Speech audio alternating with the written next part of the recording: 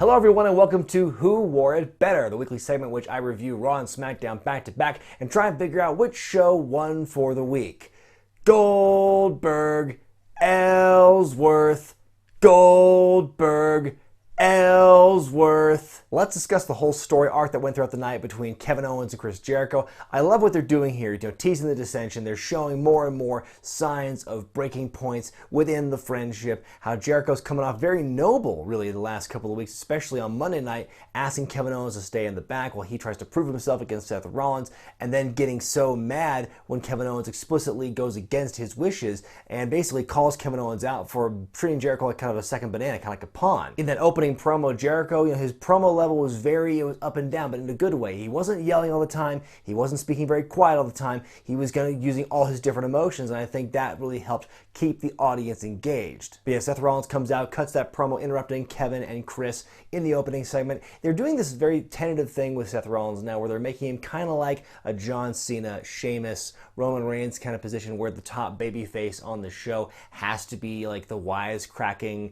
guy, like doesn't take a whole lot of things seriously in promos. I think John Cena was the one who could do that the best out of all of them. Everyone else after him has been kind of a cheap imitation. And John Cena, for all the good things he's done over the years, he wasn't even the best at that because his promo style then seemed kind of immature at times. And you don't want to see that happen with Seth Rollins. I think if Seth Rollins goes full Cena, then I think the goodwill that's been built up toward him and his face run, as delayed as it was, I think that's going to be it's going to make him just kind of like feel like everyone else, and it's not going to be a good thing for Rollins. So hopefully they don't go full Cena with him. The two-part interview segment with Lita talking to Sasha Banks and Charlotte about their Hell in a Cell match coming up, which rumor has it may or may not be the main event match at the pay-per-view. Jury's still out on that. Charlotte, I think, is becoming kind of like Will Ferrell almost, in that kind of Talladega Nights semi-pro style, where she's just so unabashedly arrogant about everything, with no sense of irony, no sense of self-control or restraint. Sasha Banks, of course, she says she's got something to prove and she wants to make history. She kept harping on that. That was her big thing. Charlotte's big theme was she's durable, she's the dependable woman you can rely on in the women's division.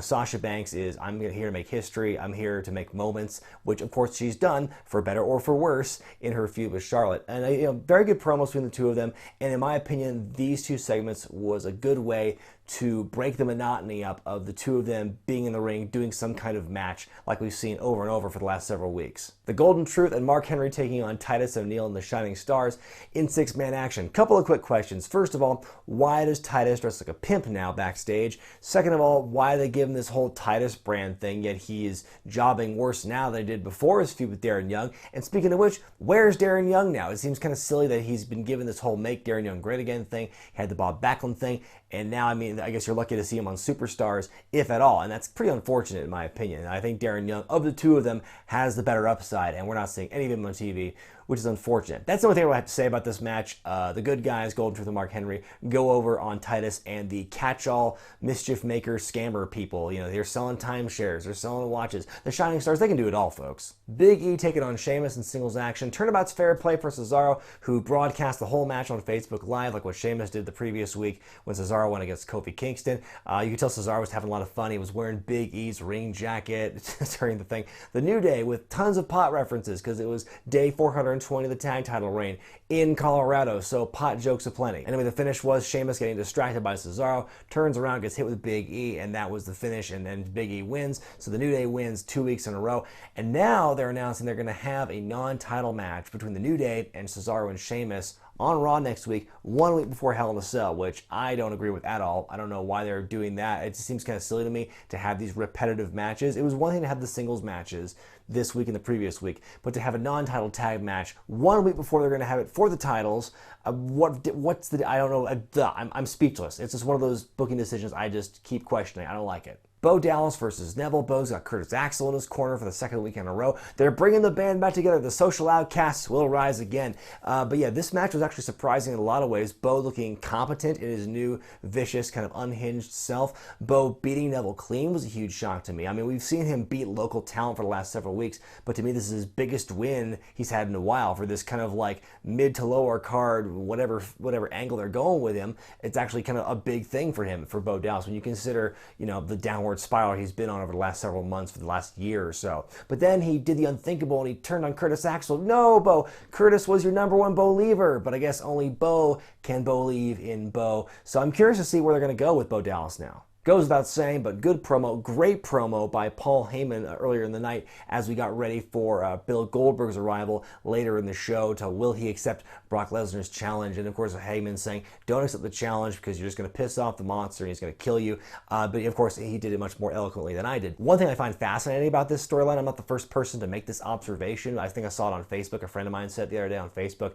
But like this storyline is basically what they did in Rocky Balboa, like a video game simulation and then the fantasy becomes reality.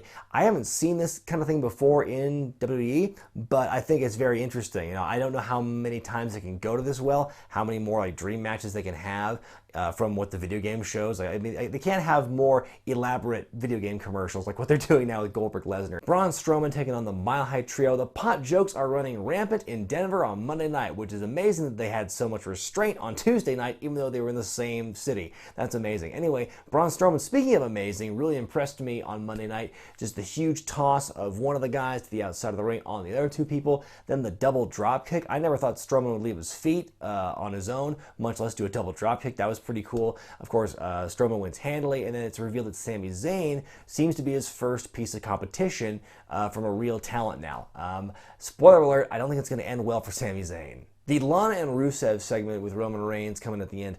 Boy, this segment was getting old really quick with the whole family pictures and everything. Rusev showing a lot of fun character and talking about how the Samoans have 700 family members, hitting each other over the head with coconuts. I thought it was pretty funny, but just the whole picture thing, the slideshow, I thought just dragged and dragged. And then when Roman finally showed up, the crowd popped for a minute and then they immediately started to turn negative toward him. It's like, again, the audience doesn't know what to do with Roman Reigns half the time. I think if you compare Roman Reigns from last year to this year, it seems to me he's getting a lot more comfortable on the microphone. I think the stuff he's doing now, the promo style he's got now, to me it fits him better and I think he's more comfortable with it and the crowd is responding in kind for the most part. Then, of course, Lana slaps, Rusev kicks. Rusev looks incredibly strong at the end of the segment, just beating the snot out of Roman Reigns, hitting him with the accolade on the stairs, which I guess makes it hurt more somehow. But anyway, Rusev looking really strong as they have the build going to their U.S. title match in the Hell in a Cell pay-per-view. The Cruiserweights technically get the main event spot on it. They get the last match in the card in a 6-man match. It was Tony Nese,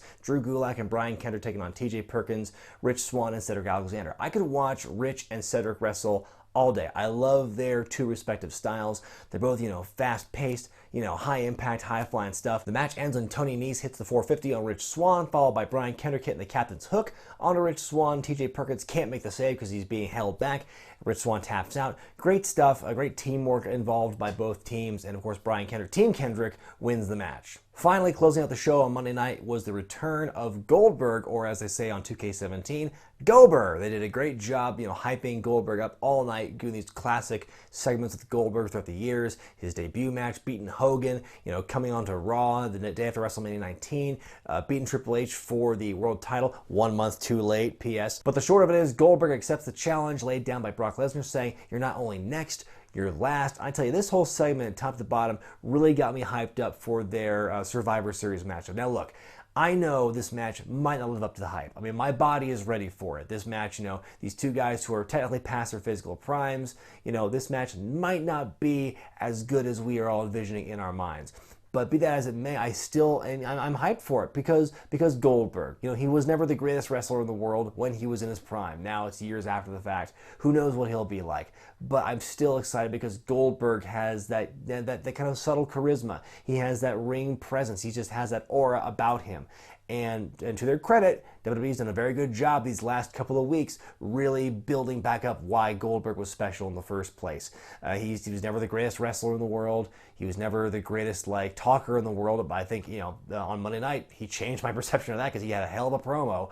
But yeah, in that respect, in the way they've been building up Goldberg, and the way Goldberg was received on Monday, and the way he responded on Monday, to me has me really hyped up for this match. SmackDown kicks off with Randy Orton cutting a promo with all the energy and conviction of someone taking a Quaalude bath, saying that all of his sanity has been ripped to shreds by Bray Wyatt, which then leads to a match between Orton and Luke Harper.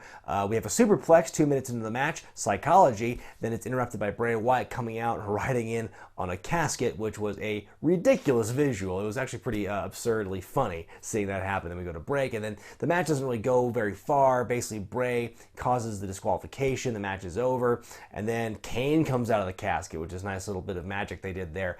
But of course, then the Wyatts, they disappear. They do their teleportation out, and they are staying one step ahead of Orton and Kane at this point. So kind of, it's finally, the storyline now between Orton and Wyatt, to me, is finally getting interesting because it's competitive. And, you know, Orton doesn't look like, you know, total Schwarzenegger action hero, you know, compared to Bray Wyatt the Jobber, if that makes any sense. Like, it's looking more even now than it has in the last few weeks, in the weeks before No Mercy. Alexa Bliss taking on Naomi in a No Mercy rematch. Of course, Alexa channeling her inner Freddy Krueger with her ring attire. This match was a lot better than their match at No Mercy. Far fewer botches, if any, except for the near wardrobe malfunction Alexa Bliss had near the end of the match.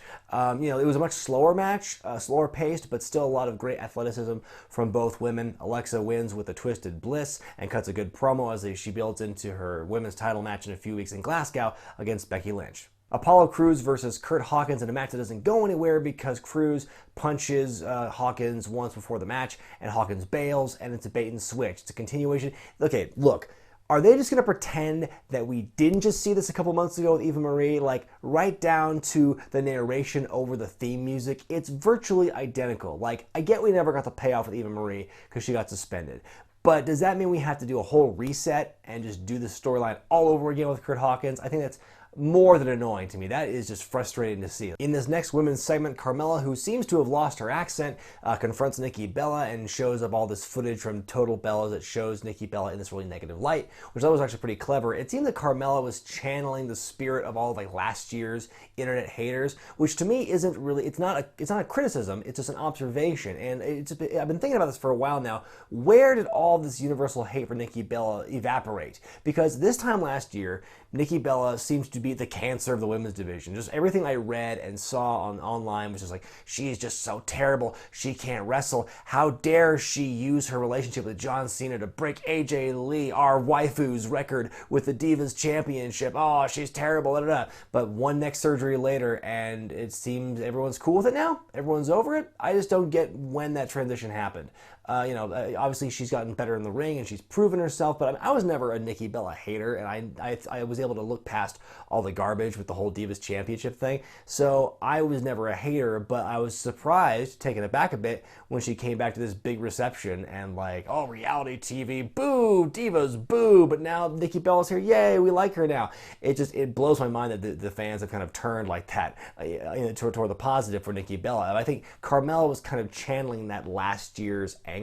So it's a little dated, but at the same time, it's very interesting to see, like, where did all the hate go? You know, I was wondering about that. But anyway, it was a good segment overall. I think both women looked very good. Nikki Bella standing up for herself. No one resorting to violence, which was refreshing. But yeah, Carmella looking like, you know, kind of a jealous person, but just kind of using that channel, that internet hate toward Nikki Bella. The Miz and the Spirit Squad taking on Dolph Ziggler, Heath Slater, and Rhino in six-man tag team action. Boy, Miz and the Spirit Squad, along with Maurice, makes the weirdest, oddest stable of all time, in my opinion. I'm not sure how much longer the Spirit Squad's going to be around, and how much longer they're going to get a payday out of this. But it was a fun match. You know, it was quick. You know, it was a fast and furious finish with the Miz with the cheap shot on Slater, Kenny with the roll-up on Slater for the win. Great way for the Miz to keep his heat after losing the Intercontinental Championship. Again, I'm not sure how much longer the Spirit Squad are going to stay his cronies, but it is interesting that they have this wrinkle in the Dolph Ziggler thing. But that's, yeah, it was what it was. Baron Corbin taking on Jack Swagger in another No Mercy rematch. This seems to be the pattern now with Baron Corbin. Like, he wins at the pay-per-view, then a couple weeks later, he has a rematch where he just completely demolishes his opponent. He did that on Tuesday night with Jack Swagger, like he did with Apollo Crews last month. This is an interesting pattern with Corbin. It's getting a bit repetitive. Curious to see where it goes. Main event time. It's the Cinderella story. Jesus Christ, thanks so much for that one, Morrow, as James Ellsworth fights AJ Styles for the World Championship. This was actually a really fun segment overall. Massive Ellsworth chant right out the gate. He got his own shirt, he got his own music, and he got a chant. I mean, Ellsworth's a star right now. But yeah, I mean, Ambrose not being referee this week. He was just basically doing kind of a ring announcer, timekeeper, catch-all thing, basically just causing mayhem at the whole match for AJ Styles, distracting him all these different times. I wonder if the writers told told Ellsworth before the match, just wrestle like you don't know what you're doing. Because like throughout the whole match, there were these things where he just looked so uncoordinated, like falling down early in the match when he's in the abdominal stretch into the leg stretch. Then when he's running the ropes, like he looked like he had poor footwork, but then like all of a sudden when he hits the super kick out of nowhere, it's like he's been doing that his whole life. It was amazing. Like it just like suckered us all in, you know? It was this one offensive move through the whole match, it seems, and just for a brief split second you thought, oh my god, this is actually going to happen, the title's going to change hands. But the match does end in a disqualification when AJ, you know, refuses to let go after the 5 count. Then Ambrose hits Styles at 30 deeds and says that Ellsworth has more wins over AJ Styles than John Cena does, which is the sickest, most savage burn I've heard all year, and that's how the show ends.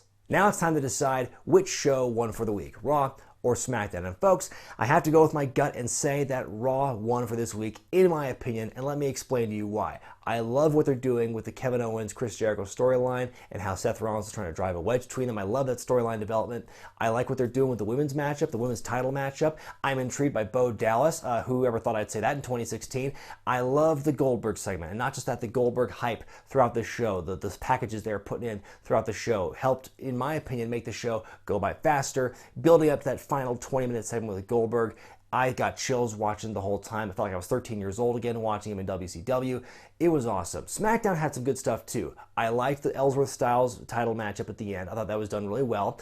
I like what they're doing, where they're going with the Carmella Nikki Bella storyline. But to me, those were the 2 high points of SmackDown. Everything else was, you know, it was okay, but those are the 2 real high points for me. I didn't like the Kurt Hawkins, Eva Marie 2.0, which is technically Fandango 2.0, and I didn't like the fact that they're being so repetitive with the way they're booking Baron Corbin. I want to see more out of that.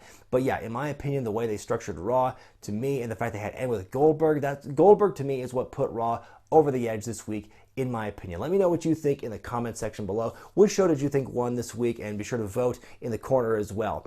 Be sure to thumbs up this video if you like it. Subscribe to Wrestling with Regret. Buy the t-shirts at ProWrestlingTees.com. And in case you missed it, folks, yesterday I had my big interview with Broken Matt Hardy. I posted that yesterday. I'll put the link to that in the description as well, so be sure to check that out if you missed it. So, until next time, I'm Brian Zane, and we'll see you Thursday.